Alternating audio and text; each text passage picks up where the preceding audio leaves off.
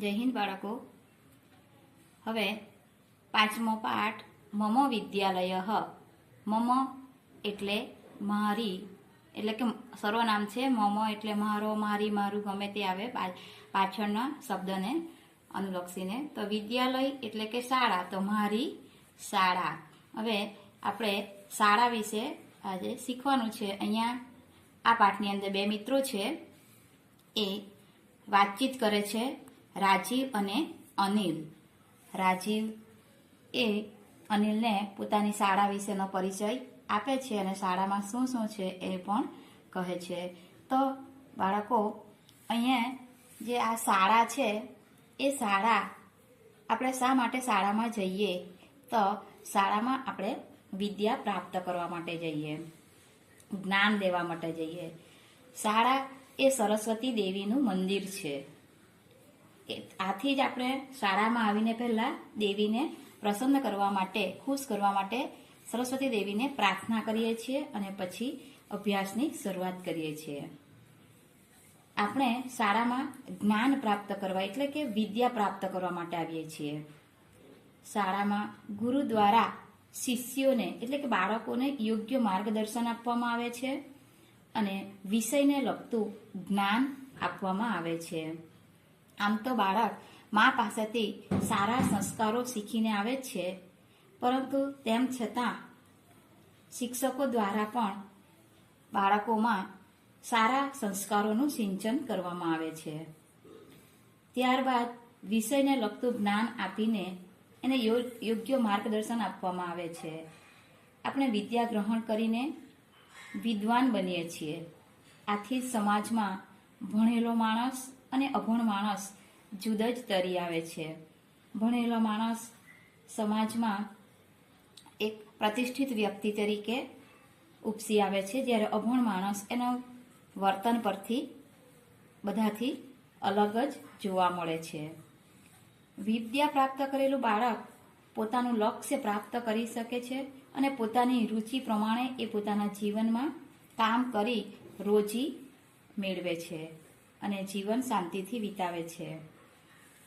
તો આજે આ પાઠની અંદર આપણે રાજીવ અને અનિલ વચ્ચેનો જે વાર્તાલાપ છે, બંને વચ્ચેની વાતચીત, એ આજે આપણે ભાષાંતરમાં જોઈએ. તો જુઓ, અહીંયા જે શાળા દેખાય છે અને બગીચો પણ છે જેમાં બાળકો રમે છે. અહીંયા વિદ્યાર્થીઓ દેખાય છે. આ રાજીવ અને અનિલ વાતચીત કરી રહ્યા છે. તો આપણે ભાષાંતર જોઈએ. હવે રાજીવ વદતિ પશ્ય અનિલ એસહ મમ વિદ્યાલય. રાજીવ કહે છે, પશ્ય એટલે જો, અનિલ એનો મિત્ર છે, તો જો અનિલ, એસહ મમ વિદ્યાલય, આ મારી શાળા છે. હવે વિદ્યાલય શબ્દ છે એ પુલ્લિંગ માટે છે એટલે અહીંયા એસહ આપ્યું છે. આમ શાળા સ્ત્રીલિંગ માટે આવે, પણ વિદ્યાલય શબ્દને લીધે અહીંયા એસહ આપ્યું છે. તો રાજીવ પશ્ય અનિલ, જો અનિલ, એસહ મમ વિદ્યાલય, આ મારી શાળા છે. હવે શાળા જો કેટલી સુંદર દેખાય છે, કેટલી સ્વચ્છ છે. બહારથી પણ અને અંદર પણ ક્લાસ ચોખ્ખા રાખવા જોઈએ. આપણે પણ આપણી શાળાને ચોખ્ખી રાખીએ છીએ. તેવી જ રીતે આપણે પણ સવારે નાહી ધોઈને ચોખ્ખા થઈને જ આવીએ છીએ. ગંદા શાળામાં આવતા નથી અને ધોયેલા કપડાં પહેરીને સ્વચ્છ થઈને આવીએ છીએ. તો જ આપણે જો સ્વચ્છ રહીએ તો જ સરસ્વતી માતાની કૃપા આપણા પર રહે છે. માટે આપણે પણ ચોખ્ખા થઈને આવવું જોઈએ. મમ વિદ્યાલય સુંદર અસ્તિ. મમ વિદ્યાલય એટલે કે મારી શાળા સુંદર અસ્તિ, સુંદર છે. આપણે બધા જ કહીએ કે મારી શાળા ખૂબ જ સુંદર છે. તો અહીંયા રાજીવ પણ કહે છે કે મમ વિદ્યાલય સુંદર અસ્તિ, મારી શાળા સુંદર છે.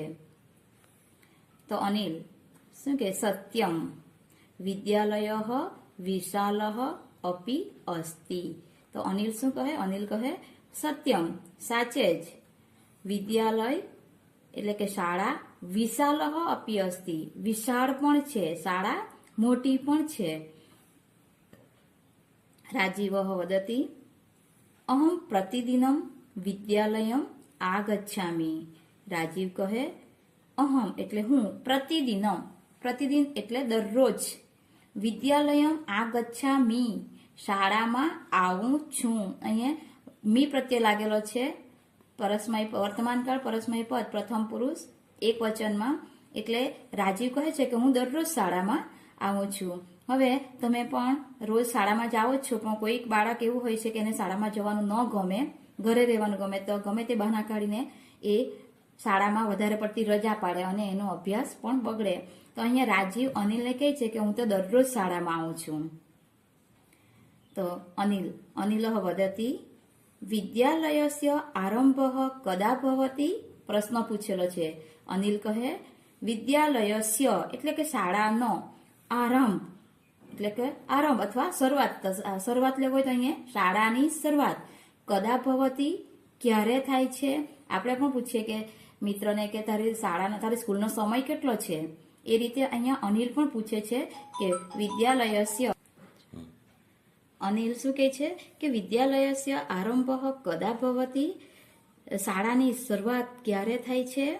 તો રાજીવ મમ વિદ્યાલયસ્ય આરંભ એકાદશ વાદને ભવતિ.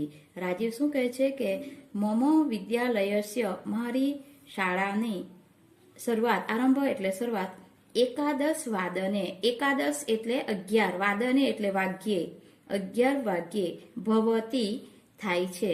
હવે ગામડાઓમાં જે સરકારી સ્કૂલ હોય એ બપોરનો સમય હોય, 10:30નો હોય કે 11નો હોય, કોઈ શાળામાં એવું પણ હોય કે 12 થી 5નો સમય પણ હોય છે. આથી રાજીવ અહીંયા શું કહે છે કે મમ વિદ્યાલયસ્ય આરંભ એકાદશ વાદને ભવતિ, મારી શાળાનો સમય અથવા શાળાની શરૂઆત, મારી શાળાની શરૂઆત એકાદશ વાદને ભવતિ, 11 વાગ્યે થાય છે. આરંભે અહમ પ્રાર્થના ખંડમ ગચ્છામિ. હવે રાજીવ જ બોલે છે કે આરંભે એટલે શરૂઆતમાં, અહમ હું, પ્રાર્થના ખંડમ ગચ્છામિ પ્રાર્થના ખંડમાં જાઉં છું. પહેલા જઈને સીધા એ લોકો પ્રાર્થના ખંડમાં જાય, કારણ કે પટાવાળા ભાઈ દ્વારા કે બેન દ્વારા શાળા ચોખ્ખી કરી જ નાખેલી હોય, એટલે શરૂઆતમાં પહેલા એ લોકો પ્રાર્થના સભામાં જાય. તત્ર અહમ પ્રાર્થના કરોમિ, પ્રાર્થના ખંડમાં જઈને શું કરે? તો તત્ર એટલે ત્યાં, અહમ હું, પ્રાર્થના કરોમિ એટલે પ્રાર્થના કરું છું. હવે પ્રાર્થના ખંડમાં જઈને ત્યાં કોઈ વાતચીત કે અવાજ કરવાનો નથી. પ્રાર્થના ખંડમાં જાઓ એટલે પછી પ્રાર્થના જ કરવાની, લાઈન બંધ બેસી જવાનું અને પછી ત્યાં પ્રાર્થના કરવાની. અનિલઃ ભવતઃ વર્ગખંડઃ કુત્ર અસ્તિ?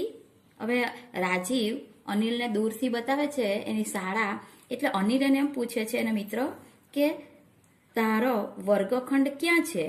ભવતઃ એટલે તારો અથવા તમારો, વર્ગખંડ એટલે વર્ગખંડ એટલે ક્લાસરૂમ, કુત્ર અસ્તિ ક્યાં છે? હવે અનિલે પણ જાણવાની જિજ્ઞાસા થાય છે કે મારો મિત્ર રાજીવ છે એની આ સ્કૂલ છે તો એનો ક્લાસ ક્યાં છે? એટલે એ રાજીવને પૂછે છે અનિલ કે ભવતઃ વર્ગખંડ કુત્ર અસ્તિ, તારો ક્લાસરૂમ ક્યાં છે? હવે અહીંયા ફરીથી એકવાર જોઈ લઈએ. રાજીવ પશ્ય અનિલ એષઃ મમ વિદ્યાલય. જો અનિલ આ મારી શાળા છે. મમ વિદ્યાલય સુંદર અસ્તિ, મારી શાળા સુંદર છે. અનિલ સત્યમ સાચું, વિદ્યાલય વિશાલ અપી અસ્તિ, શાળા વિશાળ પણ છે, મોટી પણ છે. તો રાજીવ અહમ પ્રતિદિનમ વિદ્યાલયમ આગચ્છામિ. રાજીવ કહે હું દરરોજ શાળામાં આવું છું. અનિલ વિદ્યાલયસ્ય આરંભ કદા ભવતિ?